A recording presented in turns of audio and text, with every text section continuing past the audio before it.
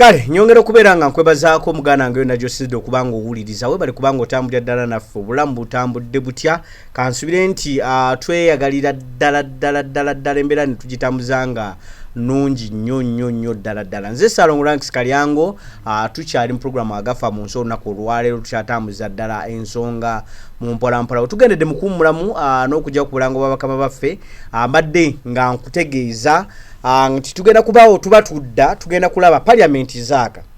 yavuddeyo ne vetinga aba cabinet ministers bonna abasinga obungi twasooka ne tulaba nti waafunawo obuzibu mu kuvetinga a minister of education that is Mama Janet Kataha Museveni kubanga teyaliiwo by that time naye nalabyeko akatime mama yakomawo Nama yakomawo naye nga mama kyayina essaazi tosaa kubanga ajja mu public gathering public gathering eyo kiraba kabasawo olaba kabaka wa Buganda kyebasooka kubanga bamugamba amateeka g'abasawo gagamba nti kakati obanga obadde olina obulwadde moso nga bubadde bw'amaanyi nnyo kasita over woti nga ku buliri oba ku ndiri n'otandika okubanga okuba ku matu tekyetaaga nnyo obeere mu public obeere mu lujjudde lw'abantu nti eyo noise y'abantu ne gundi eyo scafo eyinza okubeera abantu baleekaana bali kuyogana kungi nnyo abantu bagira bati tekiyinza okuleetera obuzibu ku hearing yo kuwonako okitegeera so kati baba bagamba nti asooke abeere isolated to isolate someone isolating bamawule mbalala abeere ku kale ne family eyo kanga ijjo mulabako nga abantu basobola okunywa nawe bena balina vibe eziri positive nga bamugamba ekintu asobola kubanga akiriretinga kubanga kyali okonze mama wange yalwala ebbanga ne bamutemako n'okugulu kakati yabeera mu ddwali ebbanga n'agaana okuwona abasawo ne bagamba no ekizibu ky'abantu abamwetoolodde tabategeera kati mu mutwale ewaka umekinge sure nti abantu babalabako be bantu abadde be yali amanyidde nnyo era utwamutwala munaye n'atandika okubanga ddengu n'atandika n'okuwona alaba omuzzukulu walinga zine nagamba muzzukulu n'afuna ku ssanyu kati mama the fact is tetujja kukijjawo amawulire gagamba mbu abadde mulwadde n'omukulembeze yavaayo n'agamba nti embeera sinungi ate kati omanyi emyaka egyo egikuliridde kati nga maama emyaka gy'alimu obulwadde bumukwata bumuyisa bubi kubanga cells ze essaawa ze tezikyasobola kubanga zirwanisa ndwadde zimu na zimu okitegeera nti talina seero nga zino ez'abavubuka essaawa zino seero z'alina zagenda zinafuwa kino kya butonde kiri mu sayansi kyabulamu nti omuntu gy'ogenda ng'okulirira n'obulwadde ne buno obusirikale obulwanisa endwadde mu mubiri bugenda bunafuwa singa tobufaako nnyo kubuliisa bintu ebyo greens akuba nti obuliisa ebintu ebyo bizzaamu amaanyi n'okuba nti bubuwa amaanyi amangi oba okuba nti butandika okuba nga bwerinda n'okulwanisa endwadde ezitali zimu na zimu so kali mu nsonga ezo era twawulyako okuyogana nga kungi nnyo abakulu nga bagamba nti ate maama tekulina kubanga tuvetinga nga tetumulabyeko tulina okusooka okumulabako n'omukulu jjukira gwe bayita chairman Mao bamuvetingira ku ki ku gundi ku mutimbagano teyaliwo yali alazeewa yagenzeeko Bulaaya Mao naye tebamuvetinga physically si physically yali virtual lwaki kumawo kyayanguwa ku mama ne banga bagamba nedda ali kati jjukira mwalimu parties ezenjawulo ezali interested ennyo mu appearance ya maama eri akakiiko nga baagala kugamba bino ebibadde byogerwa mu mawulire tebibanga bituufu okubeera nga waliwo ataamulaba webale nnyo ate nga n'ekirala bagamba nti kubanga abantu baali beesunze nnyo ekyokuba nti singa talabikirako ku cabinet tujja manya nti waliwo ensonga ennene naye muzeeyi Batonda amukwata n'amuzza ku cabinet era mu cabinet mwe yamuzza n'amuzza mu doketi ye eya education kati abantu just ndowooza ebadde nnyingi eno mama gyali taliyo kati badde balinze nnyo wano mu kumwapuruvinga abaayi anajja ku committee ya approve eba appointments committee anajja ne bamwapuruvinga nti wa minister yeesaabusobola kati babadde balinze moso oludda oluwabula gavumenti siluyita nnyo oluguvuganya nduyita nnyo luwabula omukulu Joel Lusennyonyi era naye n'avaayo n'agamba nti vetting tennaggwa nonta until mama appears yamala najja ate yajja ebintu bino lwakubanga ti munnayuganda kati kankubulye kino nti omuntu abadde tawangalidde muno mu Uganda bw'ajja leero oba enkya asobola Uganda ogiyita Pearl of Africa ekitali genda kuvaawo era Pearl of Africa kyekituufu it's a Pearl of Africa but Uganda erinnya eddala lyasobodde okubanga bagiwa okuva ku Pearl of Africa Uganda edified nti oseka bw'okaaba Uganda in Uganda you cry while you laughing kakati oseka bw'okaaba kakati mu nsonga ezo obwanga oseka bw'okaaba tunuulira abantu basobodde okuba nti bagoba mu mayumba gaabwe ne bagamenya tunuulira abantu bajjako bizinensi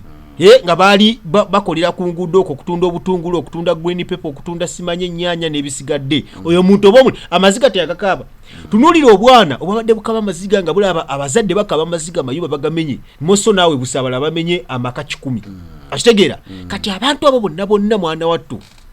wongamba nti omunnayuganda tosekanga bw'okaaba omuntu aba takutegeera Yesu wano oba okaaba naate bw'ogendako wali ku kye tuyita TikTok TikTok nayo neekusesa ebyayo okitegeera kati otuuka ali eno Uganda limu event eva ku event ku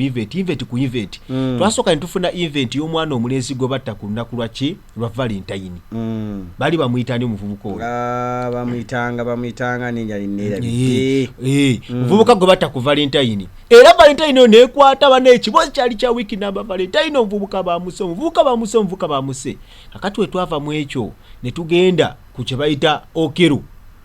najjawo nassamaza abantu okero akati okero yavaawo ne tugenda ku kye tuyita ekya mama Anita Amongo nekikyaka era essaawa zino tubadde tuli nnyo kati ku bya nnema okitegeera essaawa zino nnema ebadde ekutta akati kati Uganda eno azze olwaleero oba enkya g'osobola oginyumiriza n'omugamba nti bannaye Uganda gyozzeemu naye nga Uganda nnungi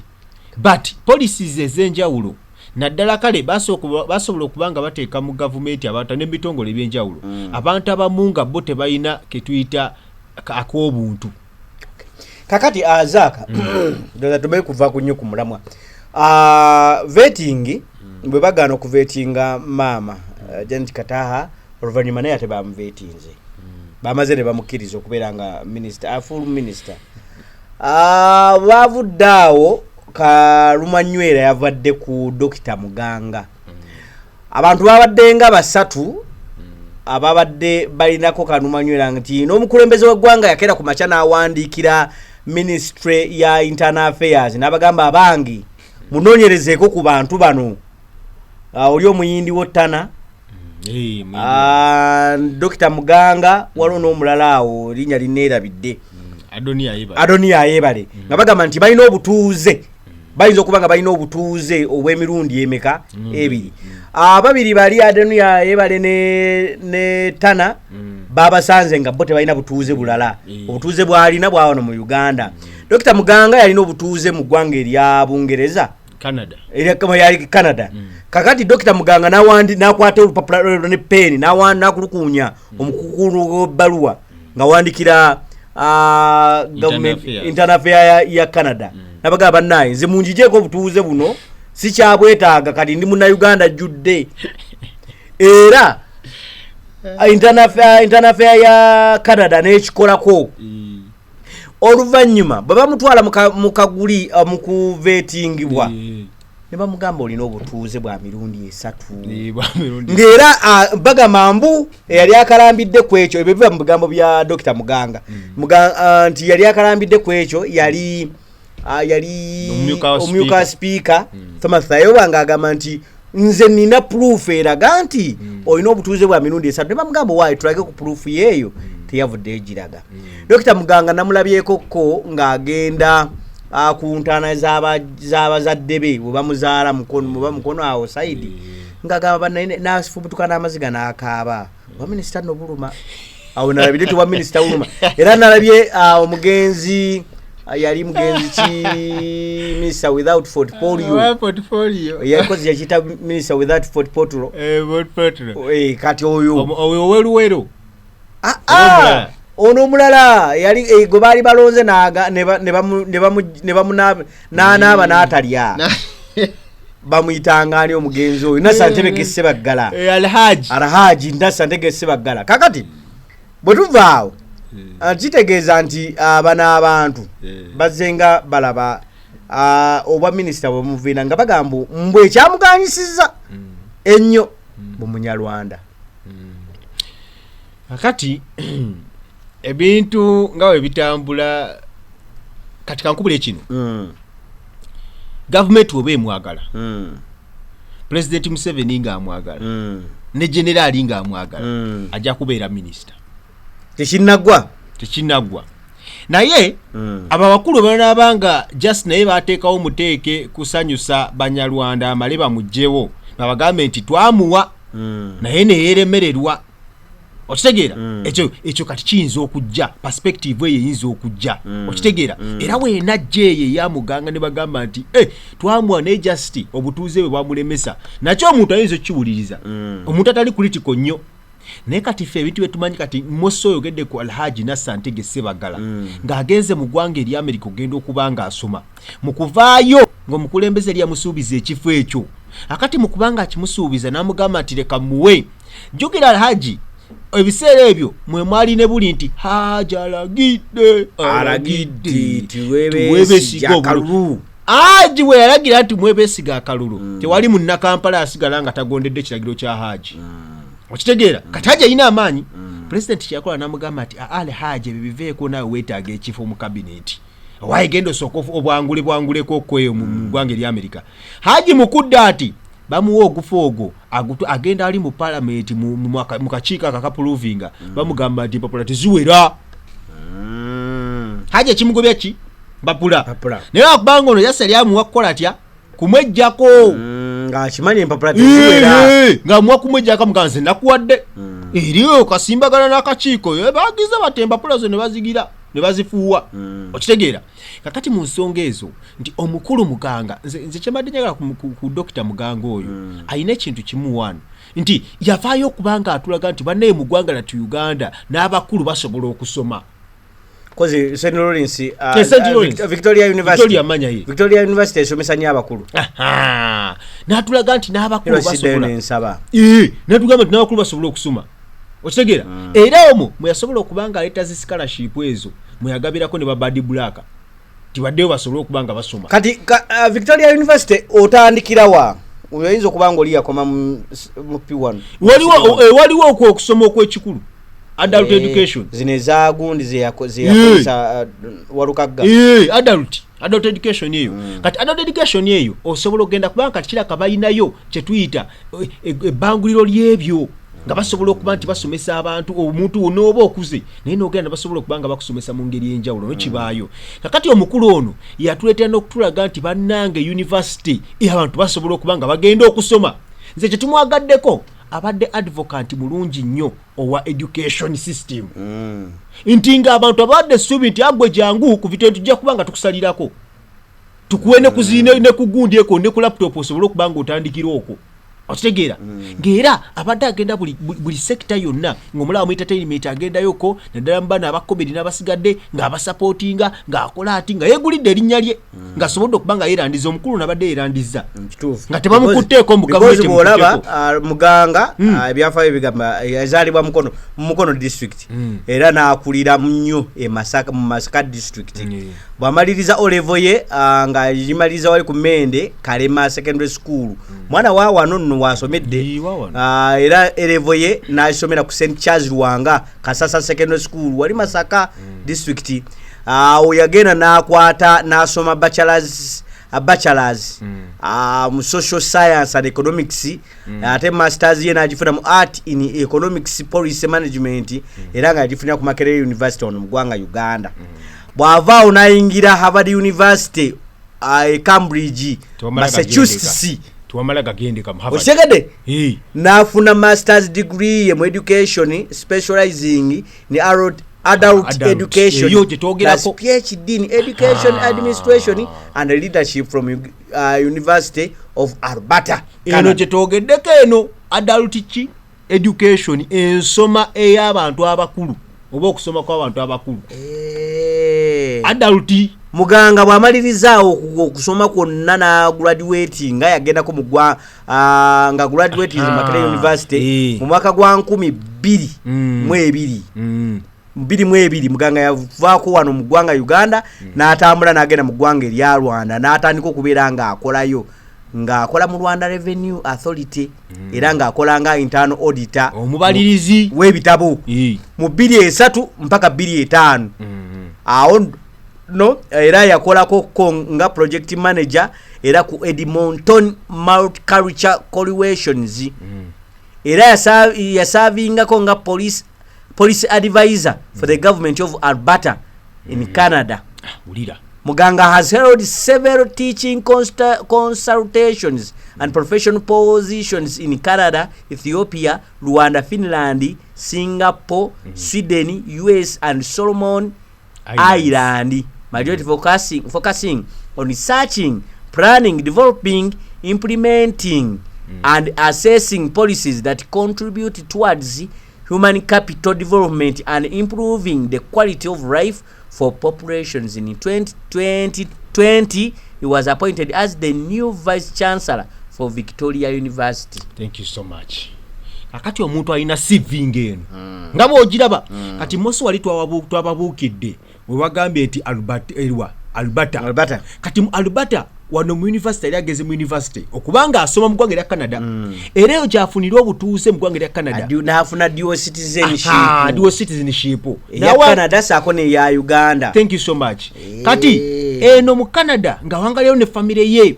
bwe yamala okubanga amaliza wati okubanga akuba emisomo oluku mutwe nadda mu ggwanga lyattu lya Uganda n'agamba nti kati biriebe Canada mikoze ntya bitadde.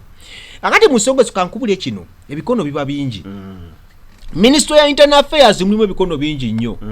Mosso kubanga tuyina be tuyita bavandimwe. Abavandimwe balina president nga president yani Igashumba. Akati omumyuka wa president w'abavandimwe kubanga bo bakyusa erinnya eryo ne batagala kweyita Banyarwanda de Rwandese ne beeyita baki abavandimwe. Kati omumyuka w'omukulembeze w'abavandimwe y'omukulu ono gwe bayita Muganga. Okitegedde ekyo? Kati Mosso entabo weeva oba obusungu ebuva oba ekizibu ekiva ti abavandimwe bano emyaka egiwedde naddala ekisanja kiri bazze nga bamiwa passport mu Internal Affairs omwo nga bajja era ne president olumu yatuuza ku lukiiko naddala nga Bagashumba basobodde okuba nti bamulumba namugamba nti naye taata ffe twakolera ki Uganda yeffe tuli ba musaayi gwa kiragala oba gwa bbulu. Thank you so much. Fe lwaki batusosola ku Internal Affairs lwaki tebatuwa kyetuyita zigundi zino ziriwo ezo zani zino ku Internal Affairs bagamba passport. Kakati era bwatyo nasobola waliwo olunaku olumu Ogashumbo yakunyumiza tinakubirako omukulu eyali ebiseera ebyo nga wa Internal Affairs State Minister wa Internal Affairs omukulu General Mulambe yaliko General yaliko CDF wa Uganda omukulu David Muozi gamugamba nti abantu baffe wano nga balemesa okuba nti bafuna passport namugamba nti wumula ngenda kubanga akubayo okumanyanga Internal Affairs nzibu nnyo n'okuba nti president yagigogodde n'agobamu abantu abamu abali balese kalimanywera nga bamma abasajja abo abantu Abanyarwanda wanga bamazi passport ezo n'agamba nti bonna basobola okubanga bavaamu. Akati mu nsonga ezo nti omukulu ye Tayebwa yatugambye nti information yagijje mu ki mu Internal Affairs ye yamulikingiddeko ku byambe bye kitwali twagala. Kati let me tell you this mu government mbamu politics nti Muganga ono ku CV gy'ayina engeri gy'asomye singa essaawa zinaafuuka minister n'akola ebintu right oloza president ayizamuwa kifo kye kinene ekirala. Okitegedde kintu ekyo nti entebe yo naawe gwe nga deputy speaker aba agitunuulira ayinza okujjanga Balamu kubanga Balamu yajjanga state minister kusaawa eno full cabinet minister. Okitegedde ekintu ekyo nti Muganga ono nti amawanga ayinza okufuuka threat eri abamu amawanga obadde ogatulagaawo nti eggwanga eri America abadde agendayo nga consultant mu byeducation anga gaagano mangi okuba olaba omusajja wabanga akugambye nti consultant abadde consultant mu Canada, Ethiopia, Rwanda, Finland, Singapore, Sweden, US nebo koma ku US amalaga Solomon Island galekago US ijoka ekyo nobaira consultant mu education nga US ye ku consultinga amawanga nga Ethiopia no mu Africa getumanya galina economy erinnye mu nsonga Addis Ababa ekibuga ekikulu ekikongera Ethiopia ekyo katosa kibango kisamu maaso n'ennyonyi ze bayina ezo kati go okubeera ngono omuvubuko waffe Uganda ali consultant tetuganye ayinamu akasayikewa ake Rwanda but yakulaga nti ffe twaza yefa abanyarwanda bazaalibwa muno ngabo olaba Kagame Kagame yesi yava muno nalyoka agenda mu Rwanda okubeera ani president essaawa zino naye muno mwe yatandikira nti ng'olutalo lumaze okubanga lugabanya abanyarwanda bano ne twalaba ne genocide eyo ng'ebagabye kubanga genocide mu kujja 1909 ndooza mwena awo genocide emala okujja bweti etandika okubanga egaba abamu naye nga abo zezino bwe banondooza bajja ne Kagame ebiseera ebyedda bano bamama ba Muganga tata wa Muganga n'abasigadde bola abagashumba abo abamu ne bawangalira abamu ne basigala Masaka abamu ne bajjanga batambula mu districts ez'enjawulo kati be bano tinayense kyenda baawo kyandiyinzika okubanga tuyina kye tutamanyi ekigenda maaso naye nga tubagala kubanga balaga bitterness yaabwe nti essaawa zino oyo Muganga ze kyemmanyi ku basajja abasobodde okuba abaweereddwa CDF ze kyemmanyi mulimu nga edalabyeko ne post ya yani Ssabawandiisi wa PRU omukulu Kabanda era Kabanda yasobodde okubanga atugamba Kabanda yavuddeyo okubanga atugamba nti omanyi omukulu Adonia Yebale kyolina okubanga omukulu Muganga kyolina okubanga okola kiriwo ekiti zengenda kubanga nkulambikira engeri gy'oyinza okubanga osazaamu obutuuze obw'eggwanga erimu n'osigaza obutuuze bwe Uganda namugamba nti ngenda kuyitiramu zi steps z'oyinza okubanga okozesa nti omuntu ono kubamu aba baleetebwa obulaba nga Balamu Balugahala ne basobola kubanga bamuwa ministry y'enkizo ekola ebitundu 95 eby'eggwanga okitegeera etuuka ku muntu asemberayo ddala nno asembayo atandikirwako omuntu ono wa bulijjo atandikirwako kakati oyo bagimuwa oyo wa PRU kakati Adonia Yebale oyo yenga ku PR tewali amusinga wano era nga PR we abadde mukulira mu ggwanga mawanga ga Europe ago mosoni ggwanga eri America ng'era ba ambassador ba America ne ba president abamu ba America n'abakungu mu America babadde basooka okuyita ne bamugamba ati tubuulire ku nsonga za Uganda ziri zitya kituulira mu Uganda kituufu oba si kituufu kati abadde asiigire ekifaananyi ekirungi ekikopo kya government yabibagera opposition leaders balimba eggwanga lyaffe talina gwe lyali lisibwa oyo Adonia Yebale ne Besigye gwe mugamba ennyini omuggalire tali mukomera makadde oyo Adonia Yebale okijjayo bulungi kati oyo Adonia Yebale gwe abadde akola omulimu ogwo nga tannaweebwa no ofiisi eyo gwe abadde akola wali ku Bulaaya kakati noono gwe baagadde okubanga bawa era omukulu CDF yasobodde okubanga akola atya be bantu baabo byasobodde okubanga kati system nga tukulaga system bwekyuka essaawa zino tukulaga obuyinza katengeri gye buli mu kubanga bukyuka mpola mpola transition abantu bali bagibuuza yeno obuyinza buli mu kukyuka mpola mpola nti Balamu omuwadde ministry ennene kakati Adonia Yebale ayagala omuteekano mu internal affairs mu nsonga ayina waayagala okubanga akuba tooki mu bimu ne mukwata abadde abali mu internal affairs omu minister omunene nno atali mutono ne mukasuka mu environment and water okitegeera genda yakoleyo yagenda kakati oli omulala omukulu eyaliko CDF wa Uganda oyo yamaje gamuyisire gamugamba gwe twagala kubanga tukwa position endala Muhozi David bagala mujjaye ko bate bamuwadde tebamuza mu cabinet kati obutamuza mu cabinet mosso twandiddamu okulaba nga bazzemu ne bamuwa ministry gye yavuddemu nga bamufudde full minister Muganga ne bamuleka oba twandiraba nga bikyuka Muganga ne bamulekera office eyo nga president akubya akasimu nti abaye Tayebwa mwetaaga omuntu oyo mwetaaga musunsule era kasita president yako bane bino bibuzeemu kasimu kokka zinande manyi kyawedde olwo bino bibuzeemu kasimu kokka ani kati jjukira singa kyawedde kyawedde David Kabanda teyandivuddeyo gamba nti nze muganda wange kankuwe procedures zoyinza okuba ng'oyitamu okitegeera kati kitegeeza kubanga tebannalayira wa mukulembeze ne bana bali maaso g'omukulembeze mwe balayirira ne bakuba ebirayiro nga bakutte Bayibuli nga mukulembeze Solomon Sweya okitegeera kakati mulimu kasala be basanyisiza balayira kasala omuyagambye ai Solomon aisoya ye agaba naye lero akiti baba menya abantu abo bakasaba baleke balayire mu lulimi Oluganda lubategerera ddala wa mu lulimi lwabwe ye kateregga naye sebo ng'akugamba nti ye Solomon alayira watangamba Solomon the swear yagamba nti ai nateekawo koma Solomon I swear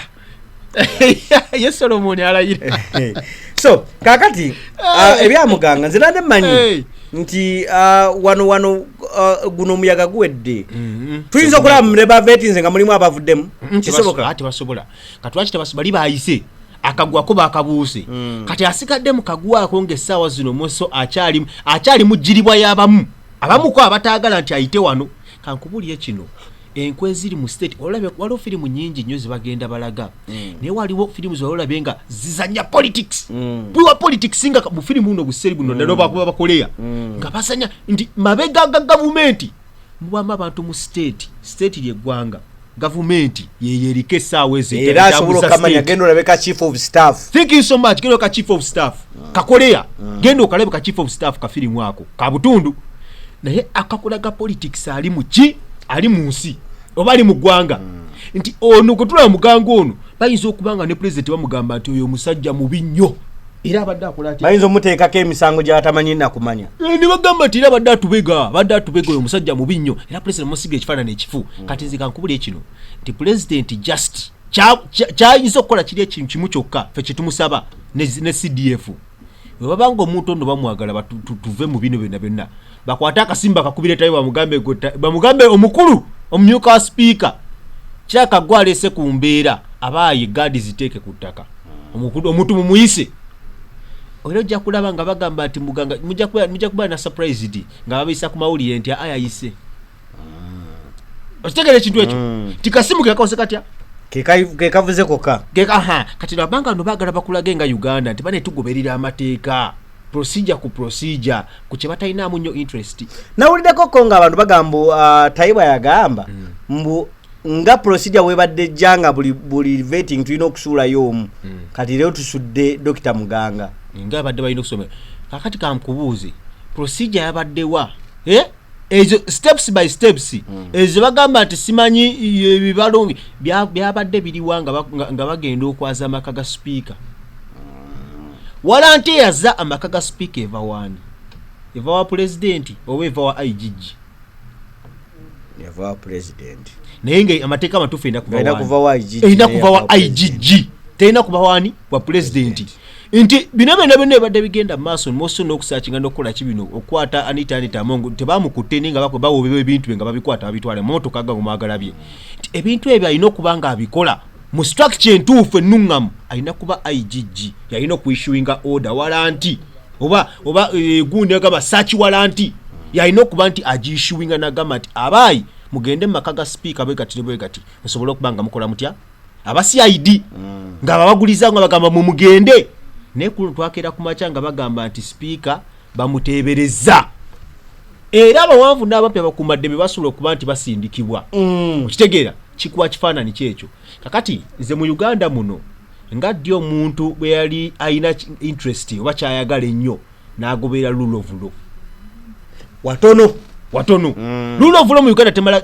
tetera nnyo kukolebwa nga mulimu above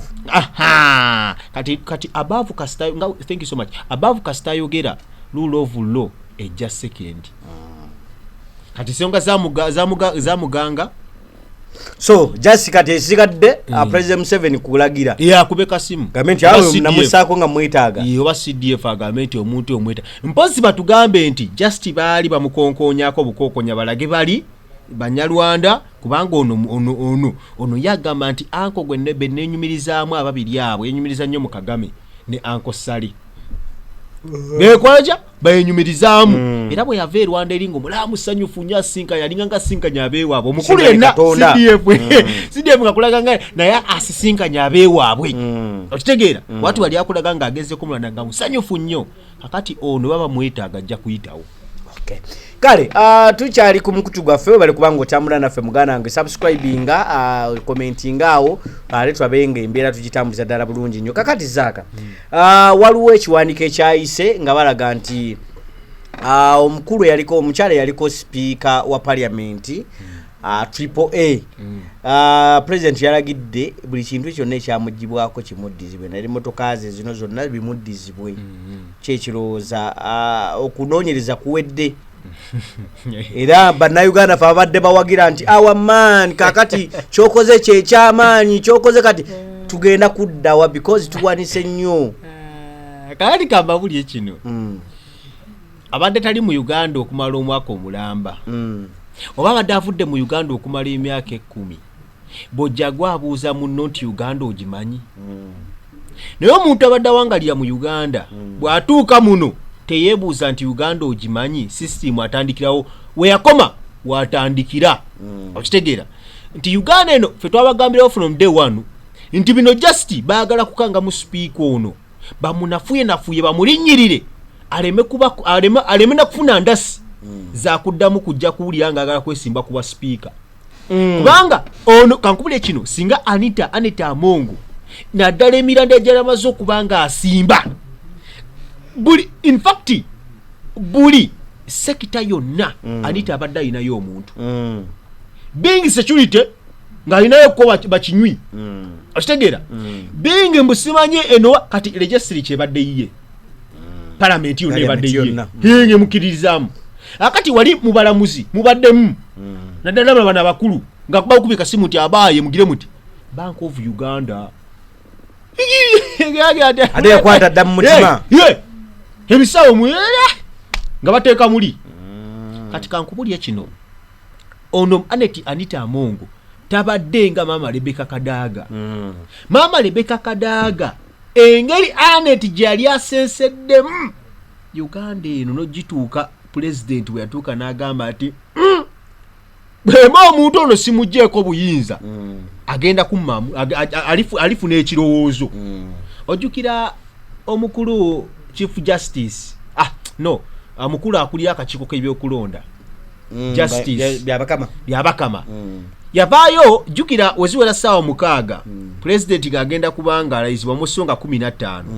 wezawera ssaawa 6 eze olunaku olwe15 mu mwezi ogwa May yavaayo n'atugamba nti essaawa zaali 2 ez'okumakya zaali 2-3 weyavaayo kubanga ayogera ng'alina okulangirira omukulembeze yawangula akalulu naye kali mu ssaawa ezo batugamba nti essaawa zino otwogera tutulina mukulembeze wa ggwanga olwani yali akikuttemu eggwanga lyefuga aliri ku automatic natugamba naye njogedde kino saagala bufune ebirowoozo birala ebyokuwulya nti kakati Uganda talina mukulembeze ovayo werangirire gwani okitegeera yakitugamba omukulu oyo Justice byabakama natugamba nti essaawa zino wenjogera Uganda paka tugenda okulayiriza omukulembeze addako terina mukulembeze kati Uganda yefuga eri ku automatic okitegeera nti era kuloze abasinga omungi bagirabye ng'eri dangerous nnyo nti bwe zikona ssaawa 6 ogw'ekiro Uganda etandika obutaba na mukulembeze paka ku makya omukulembeze bw'alayirira kati eyo gaapu eyo Uganda nga terina mukulembeze bisera by'omu maaso eyo biyinza okuvaamu akati abaga naye baba okitegeera abataliiwo mu bigambo naye abawaali ojja onywedde 2 walina ekitowoozo ekyo kyonna muganda wange sikuwagira ojja weesibye 2 wetaagana 8 kubanga kakati mu nsonga ezo abataliiwo jasi mbigambo naye mu bikolwa waali naye mu bikolwa nga abaawo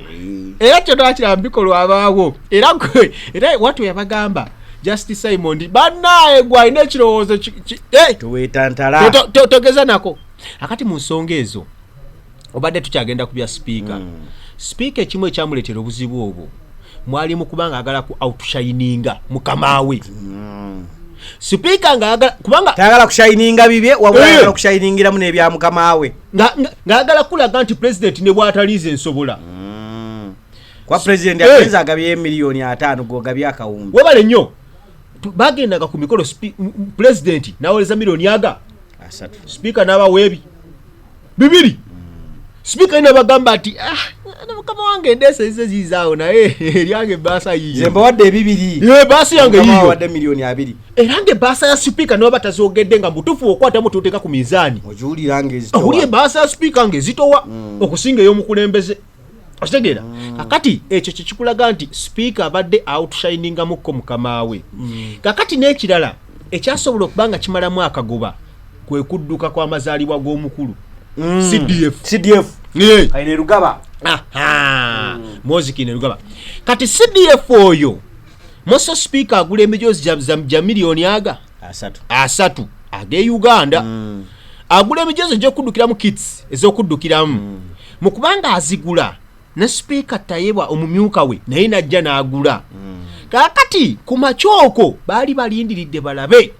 ani atagenda kujja kudduka kwa mukulu era ku makyoko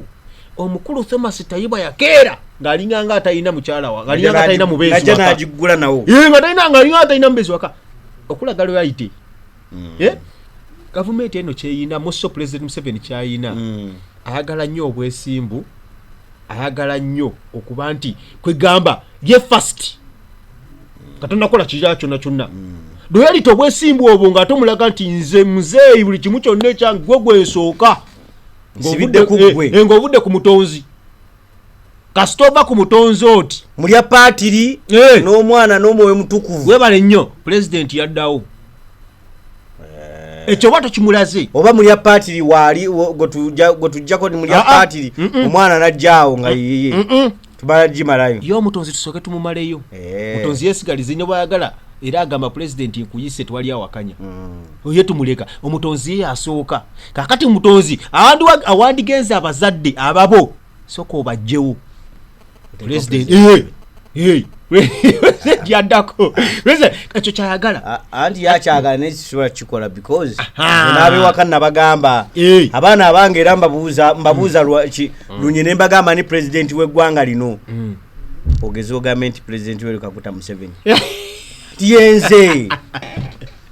era mbagamba nyo gwegenda ku ssomero okere bakubuuze who is the President of Uganda kwegamba daddy question wakiri kufe because nze everything nze providing ekyokulya nze providing a school fees mu kutoba kwentoba kati gwe ngabe nti President gwe nze President wa Uganda wo oshegedde aleko amanyi ngo ina manyi ngobova Katonda nze nzirako omuzadde go mugamba nze nzirake wake wange oshegedde so sikuleta ati bova Katonda odda ku President nzosulewa ne why badotya azadono babira seke yakule ko osulenjala try President Museveni bwana agikuletera wana kuletera mmere kati eyo kati yenzikiri kati ngagwe ge mateeka agagali ewuwo okitege structure wetu bwetambula nti bova ku Mukama Katonda nzaddako omuzadde Katonda wano ku nsi omuzadde nzaddako n'olyokozaako abalala akati mu nsonga ezo nti speaker ono yaliko speaker mama Anita Amongo mu byonna byasobola okubanga akola okudduka ku makyoko kakubulya kino President Museveni ennaku zino yeetoolodde bakali obwana bubwongo bumwetoolodde ennaku zino CDF obwana bubwongo bumwetoolodde ennaku zino bwe babalira ennaku zino empiki ezo n'engeri gye bazeesamu n'ebisigadde kati alemererwa okujja ku makya okubeerawo okulaga loyalty eyo nti abaaye bwe tuva ku taata omwana yaddako era omwana yatwala ekintu akati weyalema okujja kyalaga lwatu nti ayinza okubanga ono omwana amusizaamu amaaso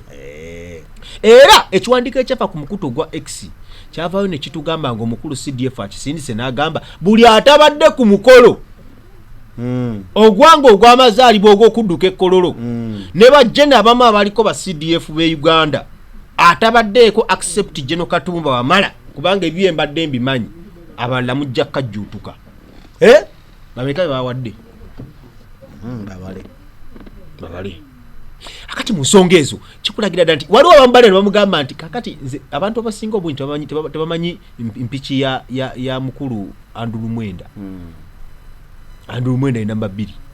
mu kibiina ekya PLU abasinga tebamanyi mpiki ye ne Andrew Mwenda oyo nti abaddeko retired journalist mu gundi yaffe eno gye tulimu ey'amawulire eno omukulu abaddemu nnyo ate nga critical thinker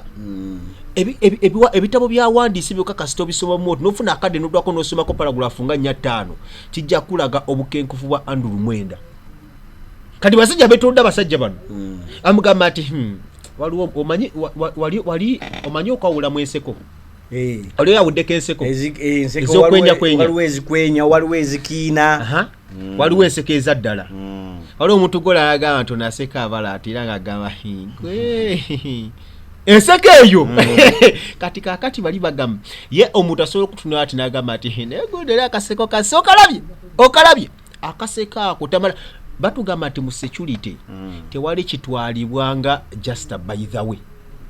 There is nothing like a by the way in security. Tekibangayo ekyo. Kati abasajja bano basome security. Buli mbeera yonna agisoma n'amaana ga nti omuntu ono alabika alina bingi byasoma naye yavaayo okubanga atugamba nti for me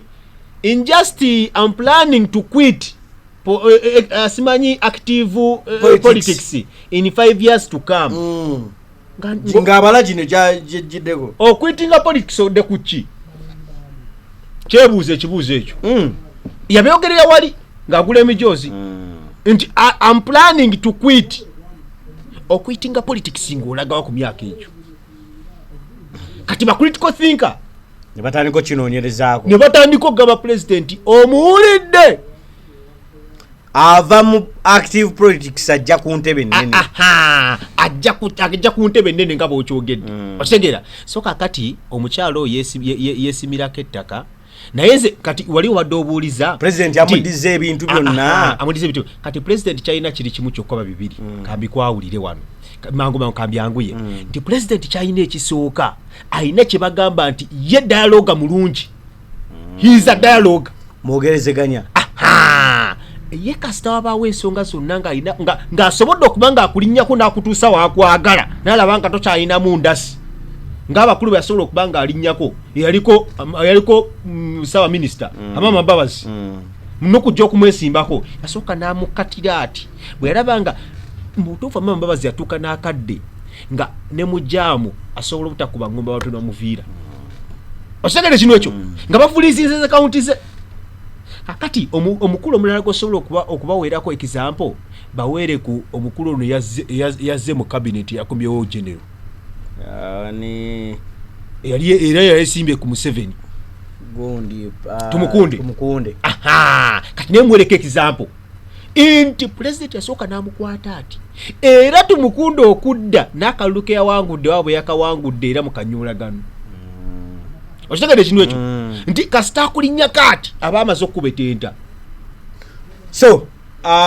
amaanyi ge nowabala bamuddiza bino bino bamuddiza amaanyi gayinza okuba tegakyali tajja kuba n'amaanyi kye bagenda omukolera bagenda muwamu kali nti kale ebitibwa bisigaze naye tokyalinawo okuba kasimu kati kye bamukoze kyasobola okukubira gavana wa banka n'amuwuliriza asobola okukubira nga bano abakulu bonna abasitute bamuwuliriza asobola okukubira gwe tugamba nti kakati akubidde omukulu Oboth agambe nti yes mama kati weewaawo kati era president mu kuba nti baleese etteeka kipayopayo biru bagirese kipayopayo ne bagiyisa nti banaaye tuddemu tubikule ku kabokisi ba minisita mwe balina okulaga tubongereko kyakulaze eki balina ekifo kye bateekateeka tebyewuunyisa kati okubanga bamusonyiye nga bamusonyiye n'osanga ekifo nga bakimuwadde minisita ne bagunjawo ensonga z'abakadde webale nnyo bagunjawo minisita w'abasingo mother ate nga ate magogo gamutwekawa kati kyolina okweraliikirira ye magogo mufufa magogoloza akomawo kubanga magogo naye gundi gyabadde alina mufufu omwo likodi naddala ng'etali nnungi likodi ebadde liko enkwagulo n'enfuufu essaawa zino bino ebyatuuse mu magogo bimulekawa mufufa kale tukyatambulira ddala mpolampola ndowooza sofa zaaka alina byatunyonyodde ebiri awo era we bali kubanga okyatugoberera muganda wange wonna gyosizidde okubanga otuwuliriza embeera kansubire nti ogitambuza bulungi tugenda kuba tukomawo tugenda gendako ebweru w'eggwanga sofa olutalo America lulabika ng'olutandise okubeera nga lugizitowerera kubanga ebiva side eyo si birungi bitugenda okubeera nga tuddako mpolampola tova muganda wange tukomawo.